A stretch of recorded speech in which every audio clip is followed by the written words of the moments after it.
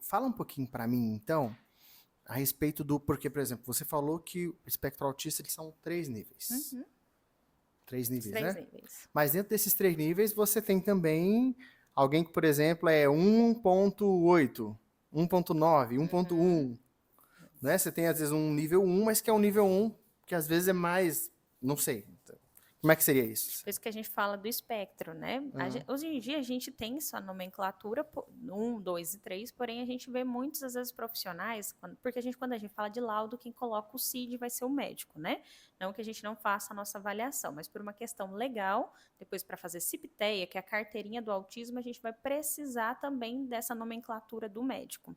Tá? Mas quando a gente fala de nomenclatura, muitos profissionais já não estão colocando nem os níveis 1, 2 e 3. Por quê? Voltando lá para o que você me perguntou do espectro.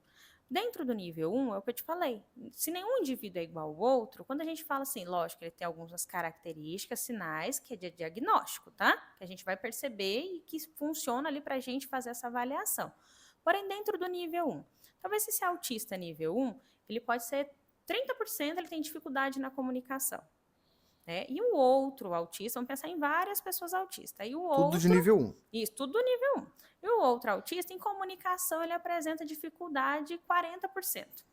Já em habilidade social, vamos pensar como se fosse um gráfico, tá? A habilidade social, um apresenta 60%.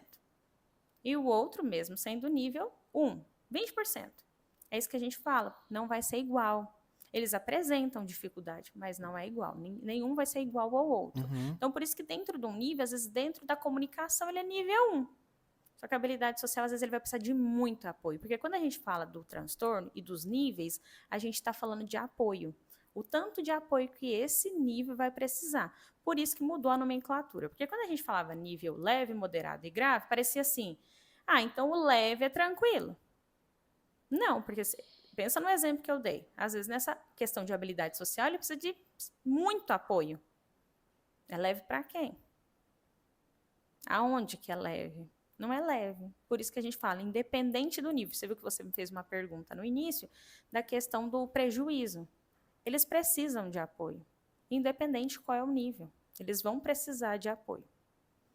Por mais que às vezes você fale assim, mas eu nunca vi essa pessoa tendo um prejuízo. Você, às vezes um colega que trabalha, ou lá na escola, mas ele tem prejuízo. Às vezes ele está escondendo, mascarando os sinais e os sintomas do autismo, porque às vezes ele aprendeu que ele precisa esconder. Isso sem saber que ele é autista. Sem saber que ele é De autista. forma não inconsciente, mas não sabendo também Sim, do transtorno. sim, porque quando a gente fala de um diagnóstico tardio, provavelmente ele vai camuflando. Em algum momento lá na infância ele aprendeu que talvez uma estereotipia às vezes movimento repetitivo com a mão, ou às vezes com o corpo, para com isso é estranho.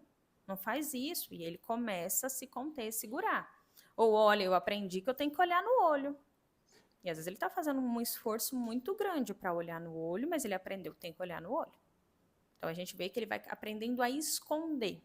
E por isso que a gente fala que o diagnóstico tardio, a gente vê mais em pessoas de nível de suporte 1, porque ele sabe imitar e ele consegue camuflar os sinais e os sintomas. Interessante isso, né? E isso causa uma sobrecarga. Por isso que a gente vê muito comum as comorbidades. Porque vem depressão, ansiedade, uma fobia social, porque é tão desgastante eu estar num lugar que eu tenho que esconder tudo que eu estou sentindo, tudo que eu estou pensando, eu não posso falar. Ou eu tenho que pensar como eu vou me direcionar a você. É diferente, às vezes, de uma pessoa que não é autista, por exemplo, quando ela vai no restaurante. Ela não fica imaginando, nossa, eu vou entrar por aqui, eu já vou pedir tal comida, nossa, eu tenho que falar assim, Ele já pensa no cenário, ele vai planejando na cabeça dele. E quando sai do planejado? Aí é onde vem o sofrimento, pode entrar em crise. É, né? Ou por mais que às vezes você não vê essa crise, ele começa a ficar, nossa, não foi assim que eu planejei. Nossa, e agora? Nossa, mudou o local, não é mais esse. E quando a gente fala de habilidade social, não tem como a gente planejar. Vamos pensar numa conversa. Vou dar um exemplo aqui, eu não sei o que você vai me perguntar. Uhum.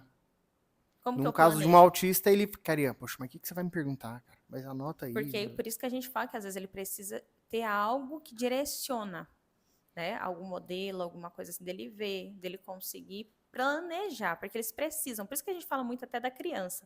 Ela precisa da rotina. O adulto autista também, a criança, eles precisam ter essa noção do que vai acontecer. Por exemplo, olha, filho, Hoje a gente vai lá na escola, vai ter um aniversário. Isso você está falando do autista. Do autista. Ok. Ele vai precisar dessa organização, né? Às vezes a família mostrar para ele, olha, hoje lá na escolinha vai ter uma festa, porque não é todo dia que tem festa na escola. Então ele precisa dessa organização de planejamento, da família mostrar para ele o que vai acontecer. Quais são o que caracteriza um autismo nível 1, nível 2 e nível 3? São as mesmas coisas, o que muda é a intensidade, a porcentagem Sim, daquilo? seria tanto o nível de apoio, Ou de assim, ajuda que ou ele tem precisa. alguma outra característica a mais que define o nível 2 e um a mais que define o nível 3? O nível 2 e nível 3, às vezes a gente vê algo na comunicação. Né? Às vezes uma pessoa vai precisar de um outro tipo de comunicação, seja uma comunicação aumentativa, uma comunicação alternativa, né? O que seria comunicação alternativa? Às vezes as pessoas comunicam por Libras, né? Ou até mesmo comunicação no iPad. Não sei se você já viu alguma vez algo assim. Então, são tipos de comunicação alternativa. O que a gente vê, às vezes, é mais na comunicação. Tem os prejuízos, né, de contato visual, às vezes não faz. É por isso que a gente fala das intervenções. Dentro dos níveis, a gente consegue fazer andar ali. Vamos pensar como se fosse andar, mudar os níveis. Por exemplo, por isso que a gente fala das intervenções. Uma pergunta que eu sempre recebo também é se dá para mudar o nível de suporte, de apoio, se do nível 3 passa para o nível 2. Ah, sim. As intervenções servem para isso. E é possível isso? Sim, a gente consegue fazer transitar nos níveis. Até mesmo por isso que a gente fala das... Mas é possível do nível 1 você deixar de... Não, de ser não. De ser? Então, e aí já aproveitando essa pergunta do deixar de ser, vamos supor que você tenha a genética e você tem essa predisposição ao autismo por causa de questões genéticas. Pode acontecer algum evento externo, traumático, que pode desencadear isso? O autismo? É? Não. Não tem.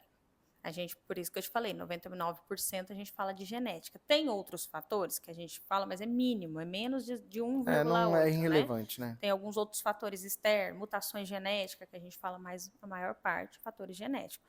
Quando eu falei de transitar nos níveis, por isso que a gente fala das intervenções. Sem intervenção necessária, o nível 1 também ele pode passar para o nível 2. Ah, então você pode de repente ter uma criança nível 1 que se não for tratado e identificado... Corretamente, sim. Ele pode ter pior ali nos sinais. Por isso que a gente fala das intervenções. Por isso que hoje em dia a gente vê muito falando das intervenções precoces, porque ela é importante.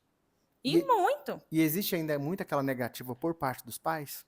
Em qual sentido? Do sentido de, não, isso é normal, meu filho só é um pouquinho diferente, mas é normal, ele não é autista. Hoje em dia, por conta até da conscientização, os pais estão entendendo mais, as famílias, então eles buscam entender mais e ficam até preocupados. O que eu vejo, estou falando da minha experiência, tá? Os pais realmente muito preocupados. Nossa, meu filho não olha. Será que ele é autista? Será?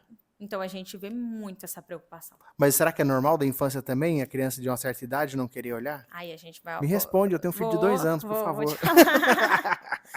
Aí hoje em dia a gente leva algumas coisas, alguns fatores muito importantes a gente tem que levar em conta. Pandemia. Teve atraso no neurodesenvolvimento. As crianças podem apresentar um atraso, não é que seja um autismo. Porque às vezes a pessoa fala assim, um atraso no neurodesenvolvimento significa que meu filho é autista? Lembra que eu citei alguns outros? Só que pandemia, o que aconteceu com as crianças? Criança que nasceu lá na pandemia.